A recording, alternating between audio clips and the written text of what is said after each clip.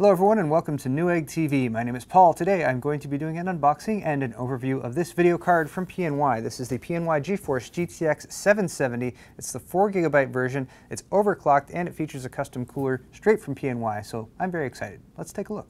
Starting off with a look at the retail box, we got the Accelerate Enthusiast Edition graphics card, so we'll be taking a look at the dual fan cooler. This is, again, overclocked right out of the box and 4GB frame buffer. That means the memory, which is running at 1753 megahertz or 7010 megahertz effective, gives you the maximum memory frame buffer available with the GTX 770 of 4GB as opposed to 2GB as offered in a lot of other cards. And the other cool thing is it's 256-bit memory interface and 224.3 gigabytes per second memory bandwidth. Now, as this is a current generation NVIDIA card, it means you get access to all of the goodness that's available throughout. So, for instance, you can pair this up with an NVIDIA Shield, so you can stream directly to that. You do have access to NVIDIA's G-Sync technology, so using a compatible G-Sync monitor, you can set yourself up with G-Sync, which is pretty cool again for gamers. Blazing fast performance, game-ready drivers and settings, innovative gaming technology, of course. And of course, if you didn't know, PNY provides a bunch of other products that are available as well. Here's the overclock listed on this little graph right here. The standard stock reference speeds for this GTX 770 are a base clock of 1046 and a boost clock of 1085 megahertz respectively. This one runs at 1150 megahertz base clock, 1202 or 1202 megahertz boost clock, and then I actually plugged this in to get a test on how far it's actually getting on the peak max boost clock. That's 1280, so 1280.3 megahertz max boost clock on this card. So right out of the box, it's very fast, and you're going to be able to push it even farther if you're interested in overclocking, because you can overclock with graphics cards if you weren't already aware. Apart from that, we got some other specs right here. So key features which are up here at the top, a few of which we've already mentioned. You do have 1,536 CUDA cores in this card. The memory and the clock frequency, of course, also listed right there. TXAA, GPU Boost 2.0, Physics, FXAA, Adaptive V-Sync, NVIDIA Surround, and you can do support for 4 concurrent displays with this card, and you can use 3 of them for gaming. You also get 3D Vision, SLI, CUDA, PCI Express, Gen 3, OpenGL, OpenCL, and then again NVIDIA Shield Ready. System requirements listed right below that. PCI Express compliant motherboard. Although this is PCI Express Gen 3, you can get by just fine with the PCI Express Gen 2 motherboard, and you will need an 8-pin and a 6-pin PCI Express supplemental power connector, minimum 600 watt power supply or greater, with a minimum 12 volt current rating of 42 amps. Here are the contents of the retail box. You get an installation disc right here that's going to include your NVIDIA GeForce drivers. It's best to go to the NVIDIA website to download those directly because chances are they've been updated by the time you get that disc.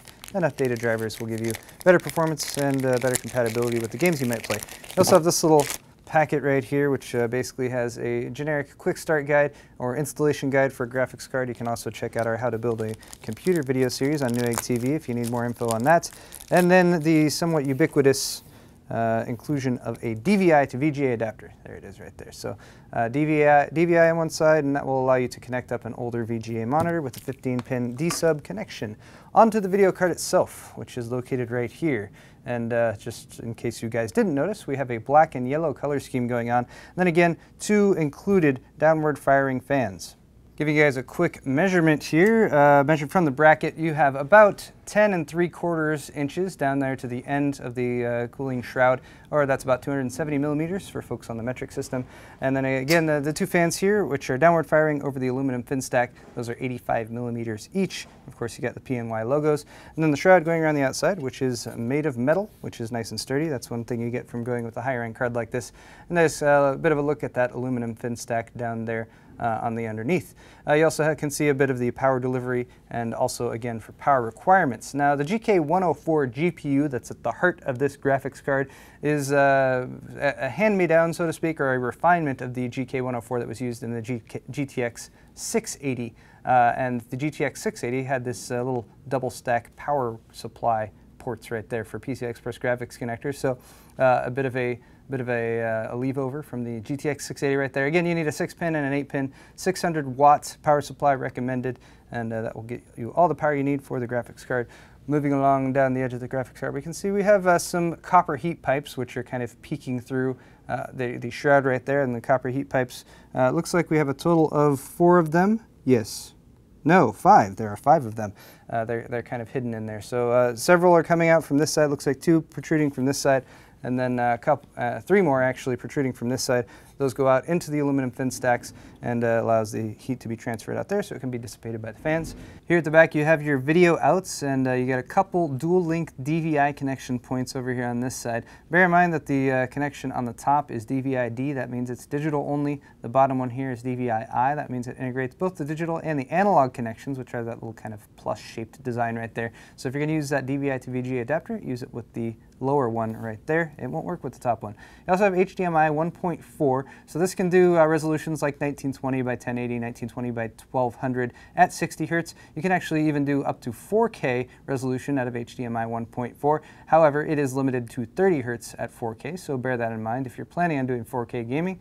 And then you also have DisplayPort, and DisplayPort is really cool and it can do 4K even at 60 Hertz, so that's really nice to do as well. That should mention that's DisplayPort 1.2 available right there. Couple more features of this card I just want to point out before we close. One is that you do have SLI support, so there's your SLI fingers right there.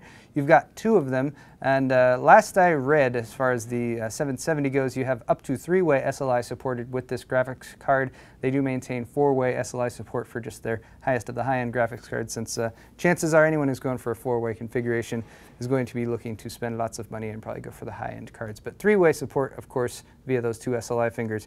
The PCB here on the back is a nice flat black color, so it should blend in nicely with the rest of your system.